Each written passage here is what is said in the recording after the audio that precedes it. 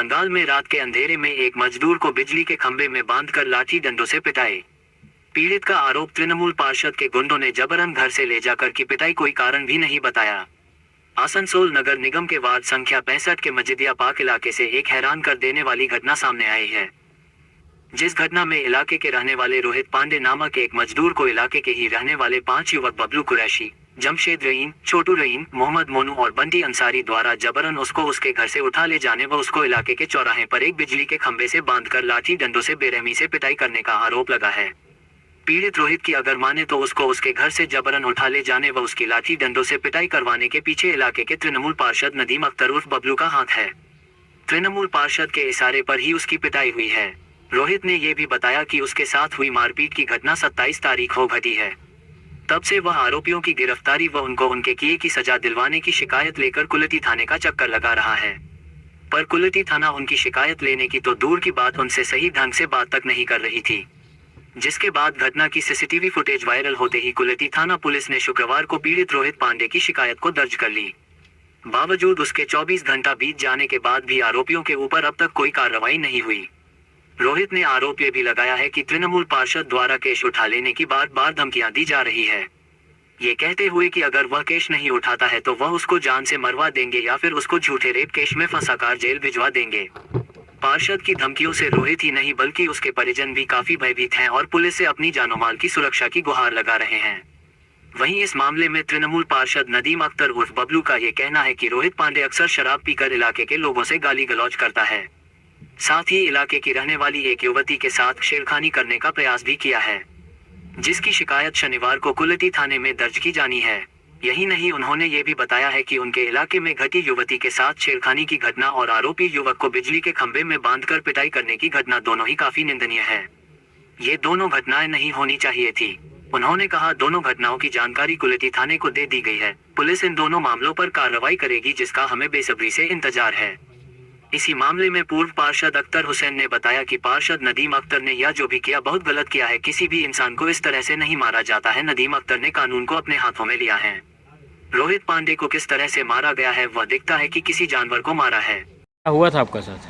नदीम अख्तर बबलू जो काउंसलर है 65 number ward का, मेरा घर पास से 5 लड़का भेज के उठा के ले गया हमको जबरदस्ती, ले जाकर वहाँ पर ही बहन के लोग मारा। काहे मारा आपको? किस लिए मारा? मतलब का बोला कि नेता को गाली दिया है। हम गाली किसी को नहीं दिए रहे, जबरदस्ती लोग बहन के मारा 5 जन। और उसके बाद ये लोग मारने के बाद बोला ये हम जान मार के फेंक देते अगर ऑफिसर नहीं आता तो ये कब हुआ था आपके साथ में? इस 27 तारीख को रात में हुआ, 11:30 बजे का, 12 साढ़े 11 के बीच में हुआ। तो आज इतने दिन के बाद कंप्लेन हुआ, किस कारण से आज कंप्लेन हुआ? हम तो इतना कम से 17-18 दिन से थाना में कंप्लेन के लिए दौड़ रहे थे, कंप्लेन नहीं लिया जा रहा थाना से। तो फिर कब कंप्लेन हुआ आपका? कंप्लेन मेरा कल हुआ है। अच्छा। कल रात में कंप्लेन हुआ है। आज ये तो उस पार्टी का आचरण दिखता है, उस पार्टी का क्या आचरण है। एक युवक ने जब ऐसा आरोप लगाया है, जब एक पॉलिटिकल कोई आदमी आरोप लगाता है तो लगता है राजनीतिक द्वेष से लगा रहा है, लेकिन एक आम नागरिक, एक आम रहने वाला लोग ऐसा आरोप लगा रहा है, ये जांच का विषय है। और ये गुंडागर्दी का जो देख रहे पूरे पश्चिम बंगाल में, कहीं ना कहीं वोट का रिजल्ट आने के बाद जो गुंडागर्दी का माहौल है, ये माहौल से भी ये वंचित नहीं है। और ये जो लड़का है रोहित पांडे नाम का, अभी इसका सूचना मिला, इसका 15 दिन बाद पुलिस में कंप्लेन दर्ज हुआ है।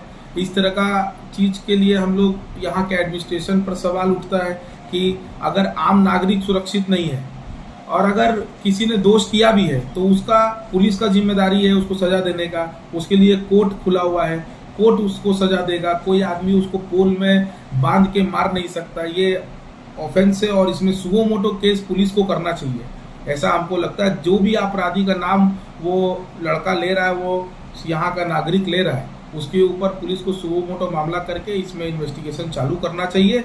और ये अगर नहीं किया जाएगा तो कहीं ना कहीं लोग का इस बंगाल सरकार पर, पुलिस पर और एडमिनिस्ट्रेशन पर जो एक थोड़ा बहुत भी विश्वास है वो भी खत्म होने, आगामी दिन में खत्म होगा। हम लोग भी तो देखे हैं, वीडियो तो देखे हैं, सीसीटीवी कैमरा से निकाला गया है इसमें।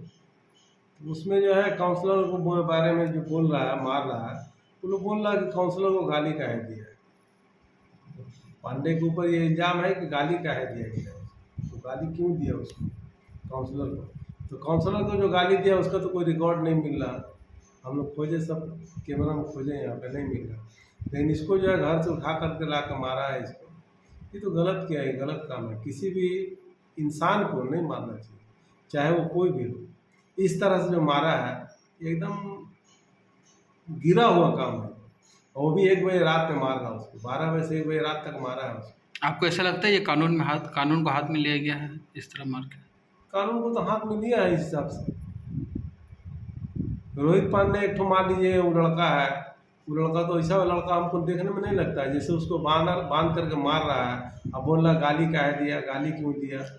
तो काउंसलर है, अगर मान लीजिए कोई गालियाँ दे दिया तो उसको 2-4 थप्पड़ मार के छोड़ देता। इस तरह से पोल में बांध करके मारना, जानवर के जैसा मारना, ये तो बहुत गलत है।